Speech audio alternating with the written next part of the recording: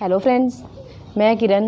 ये जो आज की वीडियो लेकर आई हूँ, इस वीडियो में मैं आपको बताऊँगी कि जो बच्चे इन फ्यूचर कनाडा जाकर सेटल होना चाहते हैं तो कनाडा जाने से पहले उनको कौन कौन सी तैयारी करनी चाहिए, जिसकी वजह से वो ईज़िली कनाडा जाकर सेटल हो सकें और वहाँ जाकर उनको ईज़िली पीआर मिल सके। उसके लिए पहले प्रेपरेशन की ज़रूरत है। तो उस प्रेपरेशन के लिए आपको क्या क्या करना चाहिए, उसके बारे में आज मैं सारी इस वीडियो के बारे में वीडियो में आपको डिटेल में जानकारी दूंगी। वीडियो शुरू करने से पहले आपको बता दूं कि अब हम कनाडा के बारे में न्यू अपडेशन डेली डाल रहे हैं। तो अगर आप चाहते हैं कि कनाडा के बारे में आपको सारी इन्फॉर्मेशन सही टाइम टू टाइम मिलती रहे, तो उसके लिए आप सबसे पहले हमारे चैनल को सब्सक्राइब करें, ताकि जो भी वीडियो हम डाल रहे हैं वो आपकी वीडियो मिस ना हो और टाइम टू टाइम सारी वीडियोज़ आप तक पहुंचती रहें। आज की वीडियो में मैं आपको बताने जा रही हूं कि आप कनाडा अगर जाना चाहते हैं तो आपको कौन कौन सी तैयारी करनी चाहिए। सबसे पहले आपको बता दूं कि जब बच्चे कनाडा जाने के लिए अप्लाई करते हैं तो उनको सबसे बड़ी मुश्किल क्या आती है। उनकी सबसे बड़ी प्रॉब्लम होती है इंग्लिश का पेपर क्लियर करने की। तो इससे पहले अगर आप आना चाहते हैं तो पहले ही इंग्लिश पे अच्छा ध्यान दें, ताकि आपके इंग्लिश सब्जेक्ट में 65% से ज़्यादा नंबर आएँ।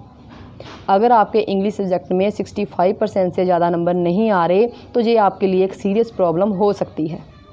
तो अगर आप प्लानिंग कर रहे हैं अभी से कनाडा जाकर सेटल होने की, तो इंग्लिश सब्जेक्ट की तरफ ज़्यादा ध्यान दें, उसे ध्यान से पढ़ें, ताकि इन फ्यूचर आपको किसी तरह की कोई प्रॉब्लम का सामना ना करना पड़े।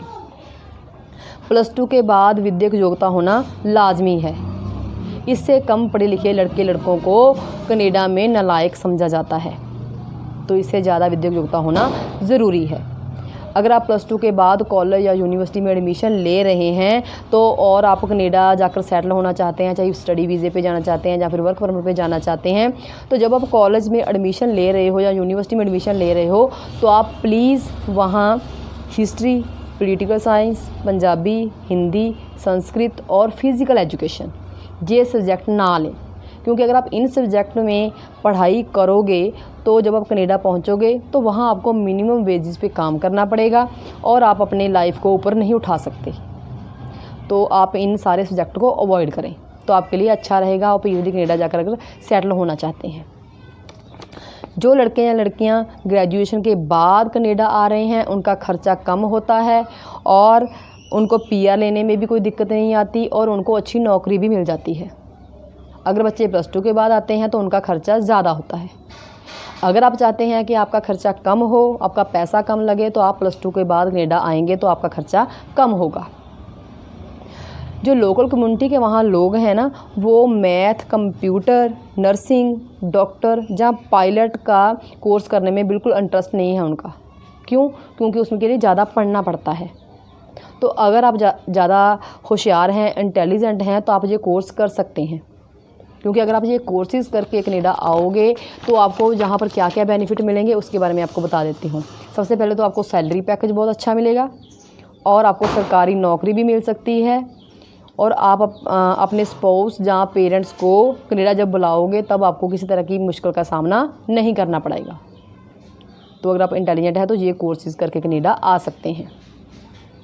अगर आप शादी करवा के कनाडा जाने के चाहवान हैं तो भी आपको कुछ बातों का ध्यान रखना चाहिए। सबसे पहले आपका जो स्पाउस है वो कम से कम इंजीनियर, जो कि सिविल हो सकता है, मैकेनिकल, कंप्यूटर हो सकता है, या इलेक्ट्रिकल या टेलीकम्युनिकेशन इंजीनियरिंग का कोर्स उसका किया होना ज़रूरी है, तो आपके लिए अच्छा रहेगा।